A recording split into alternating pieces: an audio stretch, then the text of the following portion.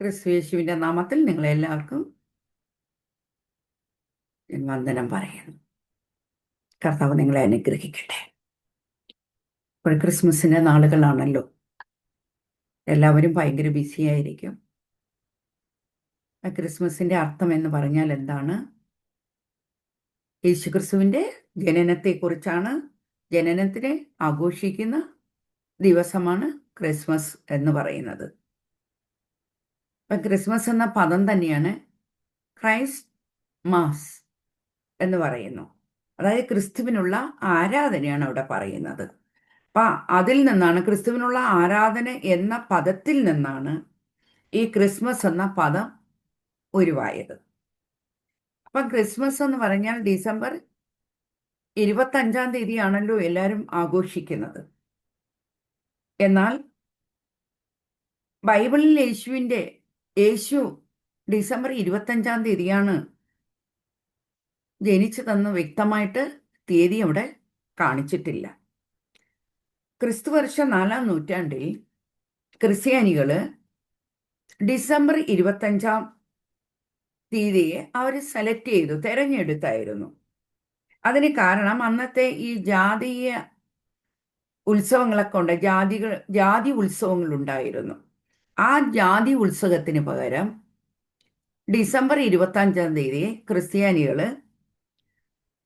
ക്രിസ്തുവിൻ്റെ പിറപ്പ്, അതായത് ജനന ഉത്സവമായിട്ട് കൊണ്ടാടുവാൻ വേണ്ടിയിട്ട് തീരുമാനിച്ചാണ് ഡിസംബർ 25 വന്നിരിക്കുന്നത്. അപ്പം ആദ്യകാലത്തെ ക്രിസ്ത്യാനികൾ എന്ന് പറഞ്ഞാൽ, ഇപ്പം ഔദ്യോഗികമായി പറഞ്ഞാൽ ക്രിസ്മസ് എന്ന് പറഞ്ഞാൽ ആദ്യം ആഘോഷിച്ചത് റോം നഗരത്തിലാണ് ഈ ക്രിസ്മസ് ആദ്യമായിട്ട് ആഘോഷിച്ചത്. ക്രിസ്തു വർഷം 336-ാം ആണ്ട് റോം നഗരത്തിൽ ഈ ക്രിസ്മസിനെ അവരാദ്യമായിട്ട് ആഘോഷിച്ചു. ഇതിൻ്റെ മെയിൻ കാരണം ദൈവത്തെ ആരാധിക്കാനും മറ്റുള്ളവർക്ക് സ്നേഹം നൽകാനും പരസ്പരം സ്നേഹിക്കാനും ദാനങ്ങൾ കൈമാറാനുമായിട്ടാണ് അത് അവർ ഉപയോഗിച്ചത്. അതായത് ദൈവം മനുഷ്യനായിട്ട് പിറന്നു, സ്വർഗത്തിൽ നിന്നും ദൈവം തന്നെ മനുഷ്യനായിട്ടിവിടെ ഭൂമിയിലേക്ക് പറന്നിരിക്കുകയാണ്. അത് ഓർക്കാൻ വേണ്ടിയിട്ടായിരുന്നു ഈ ആഘോഷം. അപ്പം ഇന്നത്തെ ക്രിസ്മസ് ആചാരങ്ങൾ എന്ന് പറഞ്ഞാൽ നമുക്കെല്ലാവർക്കും അറിയുന്ന കാര്യങ്ങളാണ്. ഒന്ന് സാന്താക്ലോസ്, ക്രിസ്മസ് മരം, ഈ അലങ്കാര ലൈറ്റുകൾ, പിന്നെ ക്രിസ്മസ് ഗിഫ്റ്റുകൾ, പിന്നെ ദേവാലയത്തിലെ ആരാധന, വീട് വീടാ പോയി, ചർച്ചിൽ നിന്ന് ആളുകൾ പോയി വീട് വീട് പോയി ആരാധന, പ്രാർത്ഥന, പാട്ടുകൾ പാടി സന്തോഷപ്പെടുന്ന കാലഘട്ടമാണല്ലോ. അപ്പം യഥാർത്ഥത്തിൽ സാന്താക്ലോസ് ആരാണെന്ന് നമുക്ക് നോക്കാം. ഇവിടെ ഞാനിത് വളരെയധികം ചിന്തിച്ചിട്ടുള്ള ഒരു കാര്യമാണ്. യേശു ക്രിസ്തു ജനിച്ചു, പക്ഷെ എവിടെ നോക്കിയാലും സാന്താക്ലോസിൻ്റെ ആ ചിത്രങ്ങളും പടവും, ഇപ്പം വീടുകളിൽ പോയാലും സാന്താക്ലോസ് വരുന്നു, എല്ലാവരും നമ്മുടെ വീട്ടിലുള്ളവരെല്ലാവരും കുട്ടികളും എല്ലാം സന്തോഷിക്കുന്നു സാന്താക്ലോസിൻ്റെ അതെല്ലാം കാണുമ്പോൾ. അപ്പം ഇങ്ങനെയൊക്കെ വരുമ്പോൾ ക്രിസ്തുവിനെ നമ്മൾ അവിടെ എടുത്തു കാണിക്കുന്നില്ല. നമ്മൾ ക്രിസ്മസ് കൊണ്ടാടുന്നത് തന്നെ ക്രിസ്തുവിൻ്റെ ജനനമാണ്. പക്ഷെ ക്രിസ്തു അവിടെ ഉള്ളിലേക്ക് പോകുന്നു, സാന്താക്ലോസും മറ്റലങ്കാരങ്ങളും അതെല്ലാം മുന്നിലേക്ക് നിൽക്കുന്ന ഒരു കാലഘട്ടം. അപ്പം ഞാൻ ഈ സാന്താക്ലോസ് ആരാണ്, യേശുവും സാന്താക്ലോസും തമ്മിൽ എന്താണ് ഒരു ഐക്യം എന്ന് പറഞ്ഞ് ഞാനത് നോക്കുന്ന ടൈമിന് യഥാർത്ഥത്തിൽ സാന്താക്ലോസിൻ്റെ ചരിത്രം എന്ന് പറഞ്ഞാൽ ക്രിസ്തുവർഷം 4-ാം നൂറ്റാണ്ടിൽ ജീവിച്ചിരുന്ന ഒരു വ്യക്തിയായിരുന്നു സാന്താക്ലോസ്. അതായത് ക്രിസ്തുവർഷം 4-ാം നൂറ്റാണ്ടിൽ ജീവിച്ചിരുന്നു. അവരുടെ സ്ഥലം എന്ന് പറഞ്ഞാൽ ടർക്കിയിലെ മൈറ എന്ന സ്ഥലത്ത് ജീവിച്ചിരുന്ന ഒരു ക്രിസ്തീയ ബിഷപ്പായിരുന്നു. അപ്പം ഇദ്ദേഹം രഹസ്യമായി സമ്മാനങ്ങൾ നൽകിയും ദരിദ്രരെ സഹായിച്ചും വലിയ കാരുണ്യ പ്രവൃത്തികളൊക്കെ ചെയ്തിരുന്ന ഒരു വ്യക്തിയായിരുന്നു. അപ്പം അങ്ങനെയാണ് ഈ വ്യക്തി പ്രശസ്തനായി തീർന്നത്. അപ്പൊ ഈ വ്യക്തിയുടെ പേരെന്തെന്ന് പറഞ്ഞാൽ വിശുദ്ധ നിക്കോളസ് എന്നാണ്.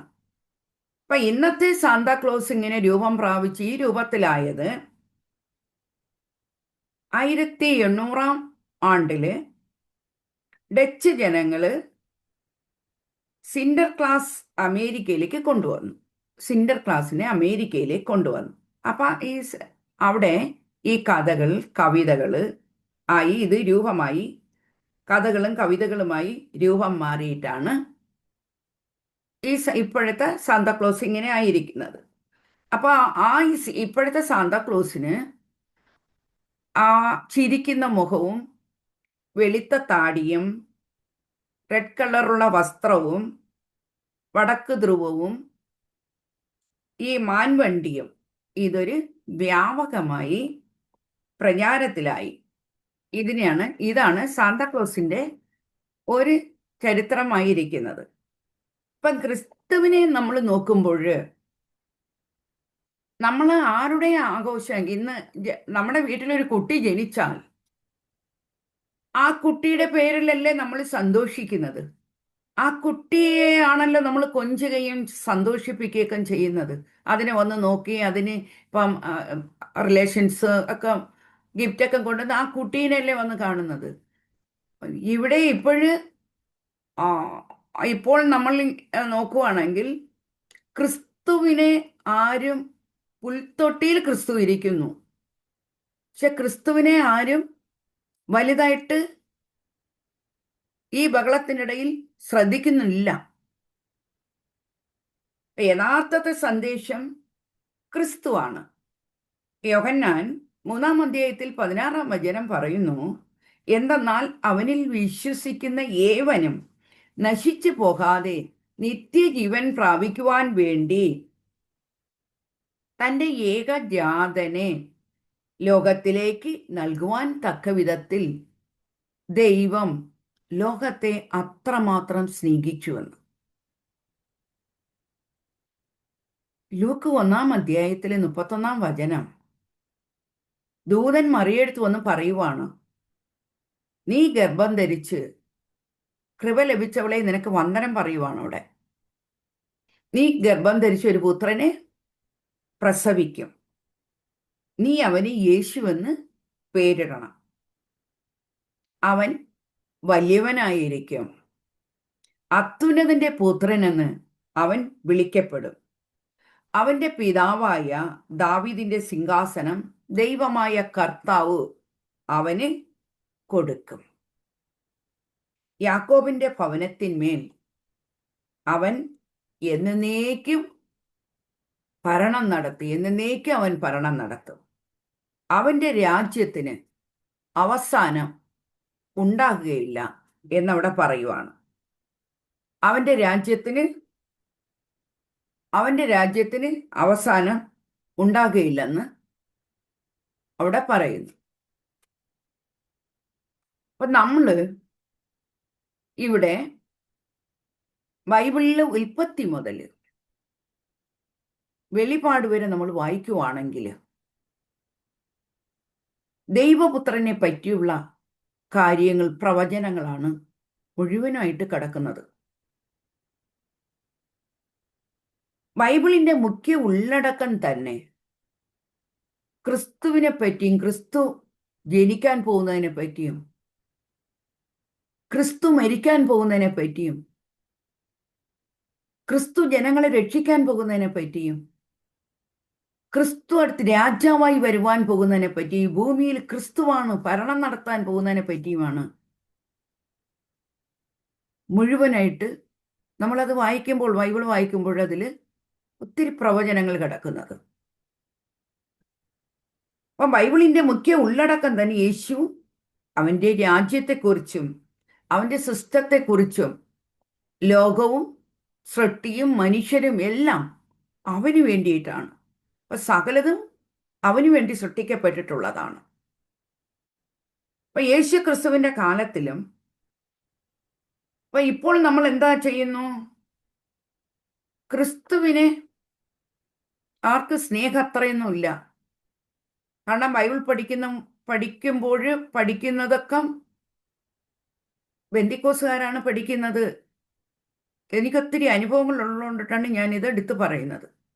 അവർക്ക് വേണ്ടിയുള്ളതാണ് ബൈബിൾ എന്ന് വചനമൊക്കെ എന്ന് പറയുന്ന കൂട്ടത്തിലാണ് ഇന്നത്തെ ക്രിസ്ത്യൻ കൾച്ചർ പൊയ്ക്കൊണ്ടിരിക്കുന്നത്. പല ദൈവങ്ങളിൽ ഒരു ദൈവമെന്ന് അവർ വിശ്വസിക്കുന്ന ഒരു കൾച്ചറിലേക്ക് ക്രിസ്ത്യൻ കൾച്ചർ പൊയ്ക്കൊണ്ടിരിക്കുവാണ്. അപ്പൊ ഈ ക്രിസ്മസ് കാലഘട്ടത്തിൽ നമ്മൾ ആർഭാടങ്ങൾക്കും പുൽത്തൊട്ടിക്കും അലങ്കാര വിളക്കുകൾക്കും സാന്താക്ലോസിനും എല്ലാം നമ്മൾ മുഖ്യസ്ഥാനം കൊടുക്കുന്നു. എല്ലാം നല്ലത് തന്നെയാണ്. സന്തോഷം, എല്ലാവരും സന്തോഷിക്കുന്ന കാലഘട്ടമാണല്ലോ ഇത്. അപ്പൊ നമ്മുടെ ഹൃദയം അങ്ങനത്തെ ആർഭാടങ്ങളിലേക്ക് മാത്രം പോകാതെ ആർക്ക് വേണ്ടിയിട്ടാണോ ക്രിസ്മസ് ആഘോഷിക്കുന്നതെന്ന് ചിന്തിച്ച് അവന് മഹത്വം കൊടുക്കുക. അവന് നമ്മുടെ ഹൃദയത്തിൽ പിറക്കണം.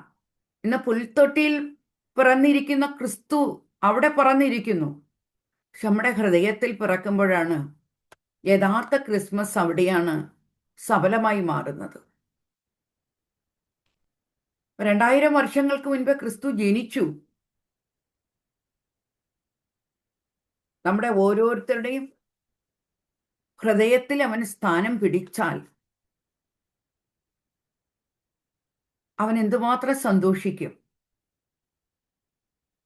യേശു ജനിക്കുന്ന ഒരു 700-800 വർഷങ്ങൾക്ക് മുൻപ് യെശയ്യാ ദീർഘദർശി വഴി ദൈവം എങ്ങനെ അരുൾ ചെയ്തിട്ടുണ്ട്.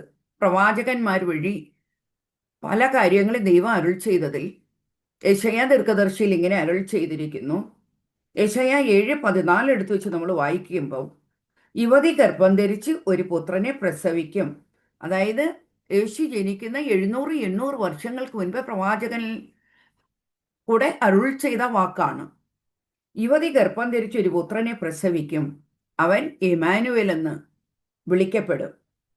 ഭാവി രാജാവിനെ കുറിച്ച് ദൈവം അവിടെ യെശയ്യാ 9-ാം അധ്യായത്തിൽ 6-7 വചനം അവിടെ ഇങ്ങനെ പറയുവാണ്. എന്തെന്നാൽ നമുക്കൊരു ശിശു ജനിച്ചിരിക്കുന്നു, നമുക്കൊരു പുത്രൻ നൽകപ്പെട്ടിരിക്കുന്നു, ആധിപത്യം അവന്റെ തോളിലാണ്. അവൻ വിസ്മയനായ ഉപദേഷ്ടാവായിരിക്കും, ശക്തനായ ദൈവമായിരിക്കും, അവൻ നിത്യനായ പിതാവായിരിക്കും, സമാധാന രാജാവ് എന്ന് അവൻ വിളിക്കപ്പെടും. അവിടെ നമ്മൾ വളരെ ശ്രദ്ധിച്ചു നോക്കുമ്പോൾ അവൻ ആരായിരിക്കും? വിസ്മയനായ ഉപദേഷ്ടാവായിരിക്കും. അവൻ ശക്തനായ ദൈവമാണ്, നിത്യനായ പിതാവാണ്, അവൻ സമാധാന രാജാവാണ്, യേശുവ. അപ്പൊ ദാവീദിന്റെ സിംഹാസനത്തിൽ അവന്റെ രാജ്യത്തിലും അവന്റെ ആധിപത്യം നിജീവമായിരിക്കും. അവന്റെ സമാധാനം അനന്തവും നീതിയുള്ളതുമാണ്. നീതിയിലും ധർമ്മത്തിലും എന്നേക്കും അത് സ്ഥാപിച്ച് പരിപാലിക്കാൻ തന്നെ സൈന്യങ്ങളുടെ കർത്താവിന്റെ തീഷ്ണത ഇത് നിറവേറ്റും എന്നവിടെ വെളിപ്പെടുത്തുകയാണ്. യെശയ്യായുടെ കാലം കഴിഞ്ഞപ്പോൾ യെരമ്യയുടെ കാലം വന്നായിരുന്നു. യെരമ്യയുടെ കാലം 672 നൂറ്റാണ്ട് മുതൽ 580 നൂറ്റാണ്ട് വരെ ജീവിച്ചിരുന്ന വ്യക്തിയാണ് ജെർമിയ. ജെർമിയുടെ കാലത്തിലും ജെർമിയ പ്രവാചകൻ വഴിയും ദൈവം അരുൾ ചെയ്തിരിക്കുകയാണ്. യെരമ്യ 23 അധ്യായത്തിൽ 5-6 വചനങ്ങൾ എടുത്തു വെച്ച് വായിച്ചു കഴിഞ്ഞാൽ നമ്മൾക്കത് മനസ്സിലാവും. ഇതാ ഞാൻ ദാവീദിന്റെ വംശത്തിൽ നീതിയുടെ ശാഖ മുളപ്പിക്കുന്ന ദിവസം വരുന്നു, കർത്താവ് അരുൾ ചെയ്യുന്നു. അവൻ രാജാവായി വാഴുകയും ബുദ്ധിപൂർവം ഭരിക്കുകയും ചെയ്യും. അവന്റെ ഭരണത്തിൽ നാട്ടിൽ നീതിയും ന്യായവും അവൻ നടപ്പിലാക്കും. അവന്റെ നാളുകളിൽ യൂദ രക്ഷിക്കപ്പെടും, ഇസ്രായേൽ സുരക്ഷിതമായിരിക്കും. അപ്പൊ കർത്താവാണ് ഞങ്ങളുടെ നീതി എന്ന് പേരിലായിരിക്കും ഇസ്രായേൽക്കാർ അപ്പോഴേ അറിയപ്പെടുന്നത്. യെരമ്യാ 31-ാം അധ്യായത്തില് നമ്മൾ 33-ാം വചനം എടുത്തു നോക്കുവാണെങ്കിൽ കർത്താവ് അരുൾ ചെയ്യുന്നു, ആ ദിവസം വരുമ്പോൾ ഞാൻ ഇസ്രായേലുമായി ചെയ്യുന്ന ഒരു ഉടമ്പടിയുണ്ട്. അപ്പൊ ആ ഉടമ്പടി ഇതാണ്: ഞാൻ എൻ്റെ നിയമം അവരുടെ ഹൃദയത്തിൽ എഴുതും, അവരുടെ ഉള്ളിൽ, അതായത് അവരുടെ ഹൃദയത്തിൽ നിക്ഷേപിക്കും. ഞാൻ അവരുടെ ദൈവവും അവർ എൻ്റെ ജനവുമായിരിക്കും. അപ്പൊ ദൈവത്തിന്റെ നിയമം അവരുടെ ഹൃദയത്തിൽ എഴുതുവാണ്. അപ്പൊ ഞാൻ അവരുടെ ദൈവവും അവർ എൻ്റെ ജനവുമായിരിക്കും. ഈ ജെർമിയുടെ കാലം കഴിഞ്ഞപ്പോൾ സക്രിയയുടെ കാലമായിരുന്നു. സക്രിയയുടെ കാലത്തിൽ ജീസസ് ജനിക്കുന്ന 500 വർഷങ്ങൾക്ക് മുൻപ് സക്രിയ പ്രവാചകൻ വഴി ദൈവം അവിടെ അരുൾ ചെയ്യുന്നു. അത് സക്രിയ 9-ാം അധ്യായത്തിൽ 9-ാം വചനം എടുത്തു വെച്ച് വായിച്ചാൽ നമ്മൾക്കത് മനസ്സിലാകും.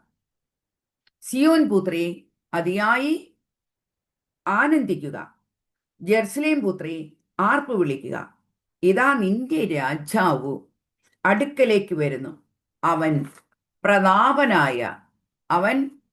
പ്രതാപനായിരിക്കും, പ്രതാപശാലിയായിരിക്കും, അവൻ ജയശാലിയുമാണ്. അവൻ എങ്ങനെയായിരിക്കും? താഴ്മയുള്ളവനായി, വിനീതനായി, പെൺകഴുതയുടെ കുട്ടിയായ ചെറു കഴുതപ്പുറത്ത് കയറി വരുന്നു. ഇത് യേശു ജനിക്കുന്ന 500 വർഷങ്ങൾക്ക് മുൻപ് ഇത് എഴുതപ്പെട്ടതാണ്. സക്രിയ 12-ാം അധ്യായത്തില് നമ്മളെ 10-ാം വചനം എടുത്തു വെച്ച് വായിക്കുവാണെങ്കിൽ, ഞാൻ ദാവീദ് ഗൃഹത്തിലും ജെറുസലേം നിവാസികളുടെ മേലും കൃപയുടെയും യാചനയുടെയും ആത്മാവിനെ പകരും. തങ്ങൾ കുത്തി മുറിവേൽപ്പിച്ചവനെ അവർ നോക്കി നിൽക്കും. അവനെക്കുറിച്ച് ഏകജാതനെ പോലെ അവർ വ്യസനിക്കും, വേദനിക്കും. അവർ അവനെക്കുറിച്ച് വേദനിക്കുന്നത് എന്തിനാണ്? അവനെ ക്രൂശിൽ തറച്ചതുകൊണ്ടിട്ടാ. അപ്പൊ ഇതൊക്കെ പ്രവാചകന്മാർ വഴി എഴുതപ്പെട്ടതാണ്. ഇതിനെക്കുറിച്ച് ഹീബ്രുവില് 10-ാം അധ്യായത്തില് 7-ാം വചനം എടുത്തു വെച്ച് വായിക്കുമ്പോൾ അവിടെ എങ്ങനെ ഇരിക്കുന്നു? അപ്പോൾ പുസ്തകത്തിന്റെ ആരംഭത്തിൽ എന്നെക്കുറിച്ച് എഴുതപ്പെട്ടിരിക്കുന്നത് പോലെ ഞാൻ പറഞ്ഞു, ദൈവമേ, അവിടുത്തെ ഇഷ്ടം നിറവേറ്റാൻ ഞാൻ ഇതാ വന്നിരിക്കുന്നു. അപ്പം എഴുതപ്പെട്ട വചനങ്ങൾ നിറവേറുവാൻ വേണ്ടി ദൈവവചനത്തിൽ, വചനം എന്ന് പറഞ്ഞ ജീവനുള്ളതാണ്. അതിലെന്ത് എഴുതിയിരിക്കുന്നോ അത് നിറവേറും. വചനമാണ് നിറവേറുന്നത്. ലൂക്ക് 3-ാം അധ്യായത്തിലെ 17-ാം വചനം അവിടെ പറയുവാണ്, അവന് വീശുമുറ അവന്റെ കയ്യിലുണ്ട്, അവൻ കളത്തെ മുറ്റും വെടിപ്പാക്കി ശുദ്ധം ചെയ്യും, എന്നിട്ട് ഗോതമ്പിനെ അറപ്പുരയിൽ, അതായത് കളപ്പുരയിൽ ശേഖരിക്കും, പതിരിനെ അവൻ അഗ്നിയിലിട്ട് ചുട്ടരിച്ചു കളയും. അവിടെ നീതിയും അനീതിയും കുറിച്ചാണ് അവിടെ പറയുന്നത്. അപ്പൊ നീതി അനീതിയും വേർതിരിക്കുന്ന ഒരു ദൈവമായിട്ട് നമ്മൾ യേശുവിനെ അവിടെ കാണുവാണ്. ലൂക്ക് 4:43 പറയുന്നത്, യേശു പറഞ്ഞു, മറ്റുള്ള പട്ടണങ്ങളിൽ ദൈവരാജ്യം പ്രസംഗിക്കേണ്ടി ഇരിക്കുന്നു, ഇതിനായിട്ടാണല്ലോ എന്നെ അയച്ചിരിക്കുന്നത്. ഭൂമിയിലേക്ക് വന്നത് ഇതിനായിട്ടാണ്. അപ്പം യേശു അവിടെ സുവിശേഷം പറയുകയാണ്. അപ്പൊ നീതിയും ന്യായവും വേർതിരിക്കുന്നവനായിട്ട് യേശു അവിടെ ഇരിക്കുന്നു. സുവിശേഷം പറയുന്നവനായിട്ട് യേശുവിനെ നമ്മളവിടെ കാണുവാണ്. ലൂക്ക് 5-ാം അധ്യായത്തിൽ 13-14 വചനം എങ്ങനെ പറയുന്നു? യേശു കൈനീട്ടി അവനെ തൊട്ടു, എനിക്ക് മനസ്സുണ്ട്, ശുദ്ധമാകുക എന്ന് പറഞ്ഞു. ഉടനെ കുഷ്ഠം അവനെ വിട്ട് മാറി. അപ്പൊ ഇവിടെ രോഗിയെ സൗഖ്യമാക്കുന്ന യേശുവിനെയാണ് നമ്മൾ കാണുന്നത്. ഇപ്പൊ രോഗത്തെ സൗഖ്യമാക്കുവാൻ യേശുവിന് കഴിയും. അപ്പൊ യേശു ഒരു വിഷയത്തിനല്ല, പല കാര്യങ്ങൾക്കായിട്ടാണ് നീതിയും അനീതിയും വേർതിരിക്കുന്നവനായിട്ട് വന്നിരിക്കുന്നു. അവൻ രോഗിയെ സൗഖ്യമാക്കുന്നവനായിട്ട് വന്നിരിക്കുന്നു. അവൻ സുവിശേഷം പറയുന്നവനായിട്ട് വന്നിരിക്കുന്നു. 24-ാം വചനം പറയുന്നു, ഭൂമിയിൽ പാവങ്ങളെ മോചിക്കുവാൻ മനുഷ്യപുത്രന് അധികാരമുണ്ടെന്ന് നിങ്ങൾ അറിയേണ്ടതിന് എഴുന്നേറ്റ് കിടക്കയും എടുത്ത് വീട്ടിലേക്ക് പോകുക എന്ന് ഞാൻ നിന്നോട് പറയുന്നു എന്ന് പറഞ്ഞു. അപ്പൊ അവിടെ പാവങ്ങളെ ക്ഷമിക്കുന്ന ഒരു ദൈവമാണ്. നമ്മുടെ പാവങ്ങളെ ക്ഷമിക്കുവാൻ ഭൂമിയിൽ നൽകപ്പെട്ട ഏകം ദൈവമാണ് യേശു. മറ്റാർക്കും പാവങ്ങളെ ക്ഷമിക്കുവാൻ അധികാരമില്ല. യേശുവിന് മാത്രമാണ് അധികാരമുള്ളത്. കാരണം അവനാണ് നമ്മൾക്ക് വേണ്ടി ജീവനെ ബലിയായി കൊടുത്തത്.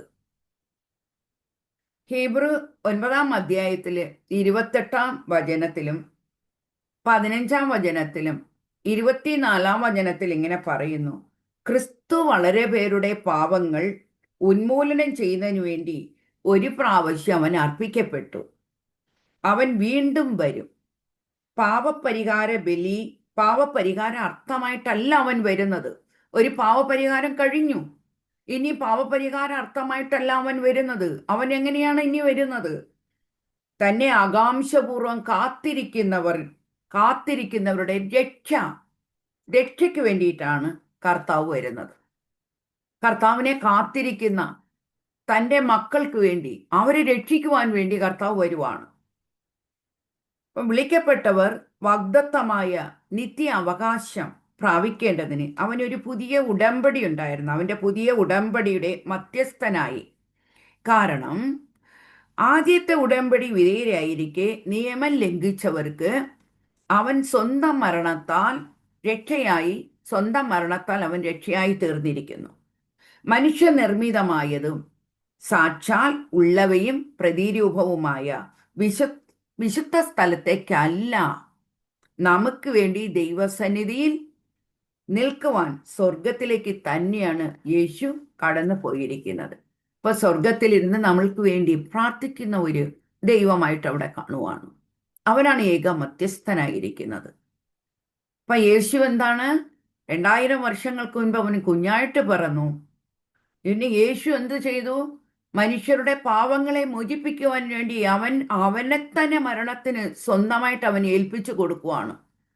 മനുഷ്യരുടെ പാവങ്ങൾ ക്ഷമിക്കുവാൻ വേണ്ടിയിട്ട്. പിന്നെ രോഗികളെ സൗഖ്യമാക്കുന്ന ദൈവമായിട്ട് നമ്മളിവിടെ കാണുന്നു. സുവിശേഷം പറയുന്ന ദൈവമായിട്ട് നമ്മളിവിടെ കാണുന്നു. നീതി അനീതി വേർതിരിക്കുന്ന ഒരു ദൈവമായിട്ട് നമ്മളിവിടെ കാണുന്നു. യേശു പിന്നെ സമാധാന രാജാവായിട്ട് വരുന്ന ദൈവമായിട്ട് കാണുന്നു. ഈ ഭൂമിയിൽ സമാധാനവും നീതിയെ സ്ഥാപിക്കുന്ന രാജാവായിട്ടാണ് ഇനി അവൻ വരാൻ പോകുന്നത്. അപ്പം ഈ ഭൂമിയിൽ അവൻ നീതിയും സമാധാനവും ധർമ്മവും സ്ഥാപിച്ച് തൻ്റെ ജനങ്ങളെ പരിപാലിക്കുന്ന ഒരു ദൈവമായിട്ട് വരാൻ പോവുകയാണ്. പ്രിയ സഹോദരരെ, യേശു പുൽത്തൊട്ടിയിൽ മാത്രം ഇന്ന് ഇരിക്കുന്ന ദൈവമല്ല. പല നിലയിലും യേശു നമ്മളുടെ രക്ഷകനും സൗഖ്യദായകനും നീതിയും അനീതിയും തിരിച്ചറിഞ്ഞ് ന്യായം ചെയ്യുന്നവനും ഒരു സുവിശേഷകനായിട്ടും ഒരു പിതാവായിട്ടും നമ്മുടെ ദൈവമായിട്ടും നമ്മുടെ കണ്ണീരൊപ്പുന്നവനായിട്ട് നമ്മളവിടെ കാണുവാണ്. നിങ്ങൾ ഏത് ദുഃഖത്തിലിരുന്നാലും ആരുമില്ലാതെ, എനിക്കാരുമില്ലല്ലോ, എന്നെ എന്തെന്ന് ചോദിക്കാൻ ആരുമില്ലല്ലോ, ഞാൻ ഇത്രയും കട്ടത്തിലിരിക്കുകയാണല്ലോ, ഈ സാഹചര്യത്തിൽ നിങ്ങൾ ഇരുന്നാലും, രോഗിയായിട്ട് നിങ്ങൾ കിടക്കയിലായിരുന്നാലും, സാമ്പത്തിക തകർച്ചയിൽ നിന്ന് വേദനപ്പെട്ട് എല്ലാവരും ഈ ക്രിസ്മസ് നാളുകൾ സന്തോഷമായിരിക്കുന്നു, നല്ല വസ്ത്രങ്ങൾ എടുത്ത് സന്തോഷമായിട്ടിരിക്കുന്നു, എനിക്ക് അങ്ങനത്തെ ഒരു കാര്യം നടക്കുന്നില്ലല്ലോ, എൻ്റെ കുഞ്ഞുങ്ങൾക്ക് വസ്ത്രങ്ങളില്ലല്ലോ എന്ന് പറഞ്ഞ് നിങ്ങൾ ഒരുപക്ഷെ ഇരിക്കാം. പ്രിയ സഹോദരരെ, യേശു നിങ്ങളെ സ്നേഹിക്കുന്നു. കർത്താവിൻ്റെ സന്നിധിയിൽ വന്ന് കണ്ണുനീരോടെ വിളിച്ചപേക്ഷിയ കർത്താവെ സഹായിക്കണമേ, ഞാൻ നിന്നെ സ്നേഹിക്കുന്നു, യേശുവെ, ഞാൻ നിന്നെ സ്നേഹിക്കുന്നു, ഞാൻ നിന്നെ വിശ്വസിക്കുന്നു, എനിക്ക് നിന്റെ അത്ഭുത കരം നീട്ടണമേ എന്ന് പ്രാർത്ഥിക്കുക. അവൻ മുഖപക്ഷമില്ലാത്ത ദൈവമാണ്. അവൻ ജാതി മതം ഒന്നും നോക്കാത്ത ദൈവമാണ്. കാരണം സകലരും അവന്റെ മക്കളാണ്. കർത്താവ് നിങ്ങളെ അനുഗ്രഹിക്കും. നിങ്ങൾ വിളിച്ചപേക്ഷിച്ചാൽ തീർച്ചയായിട്ടും നിങ്ങൾക്ക് നന്മകളെ കർത്താവ് ചെയ്യും. നിങ്ങളുടെ ദുഃഖം കർത്താവ് സന്തോഷമാക്കി മാറ്റും. കർത്താവ് ഈ ഭൂമിയിലേക്ക് വന്നത് നമ്മളോട് ക്ഷമിപ്പാനും നമ്മളെ സ്നേഹിപ്പാനും നമുക്ക് സമാധാനം സന്തോഷവും മനുഷ്യർക്ക് നൽകുവാനുമായിട്ടാണ്. അതുകൊണ്ട് കർത്താവിൽ യേശുവിനെ നിങ്ങൾ കൂടുതൽ സ്നേഹിക്കുക. കർത്താവ് നിങ്ങൾക്ക് വേണ്ടുന്ന എല്ലാ നന്മകളും തരും. സാന്താക്ലോസ് ഒരു മനുഷ്യനാണ്. സാന്താക്ലോസ് വന്നത് ഒരു മനുഷ്യനായിട്ട് വന്നു. ഒരു മനുഷ്യനായിട്ട് അന്നത്തെ കാലത്തിൽ ജീവിച്ചിരുന്ന സാന്താക്ലോസ് കാരുണ്യ പ്രവർത്തികൾ ചെയ്ത് എല്ലാവർക്കും ഗിഫ്റ്റ് കൊടുത്ത് മറ്റുള്ളവരെ സ്നേഹിച്ച ഒരു വ്യക്തിയാണ്. പക്ഷെ യേശു ക്രിസ്തുവാണ് ക്രിസ്മസിന്റെ പ്രധാന വ്യക്തി. യേശു നമ്മുടെ ഹൃദയത്തിൽ വന്ന് ജനിക്കട്ടെ. യേശു ക്രിസ്തുവിന് നിങ്ങൾ മുഖ്യസ്ഥാനം കൊടുക്കുക. കർത്താവ് നിങ്ങളെ സമർത്ഥമായി ഈ ക്രിസ്മസ് നാളുകളിലും വരുന്ന ന്യൂ ഇയറിലും അനുഗ്രഹിക്കട്ടെ എന്ന് യേശുവിൻ്റെ നാമത്തിൽ ഞാൻ പ്രാർത്ഥിക്കുന്നു.